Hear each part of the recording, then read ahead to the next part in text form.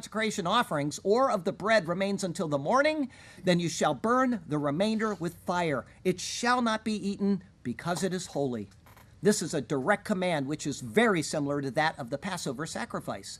Concerning that sacrifice in Exodus chapter 12, it said this, "You shall let none of it remain until morning, and what remains of it until morning you shall burn with fire."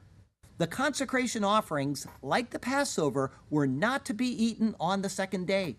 Instead, they were to be burned with fire. The reason for this is specifically given, because it is holy. The holiness of God is what is to be impressed upon their minds. Food which had gone throughout the night was susceptible to corruption. This would be unacceptable to consume when considering God's holy and incorruptible nature. Further, it was exclusively to be eaten by the priests. If not, it was to be returned to God by fire and not passed on to another. If another ate of it, it would diminish the entire ordination process because they were not so ordained. It would be, in essence, mixing the holy with the profane, like we saw in our prophecy update today, with the Muslims worshiping with Christians. You're not ever to merge the holy with the profane.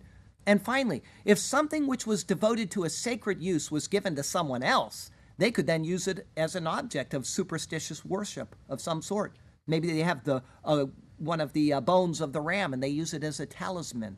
Like the Passover, which pictured Christ so well, no such thing was to happen in the holy food of the consecration, which also pictures him in every single detail. Flesh of the consecration offerings or of the bread remains.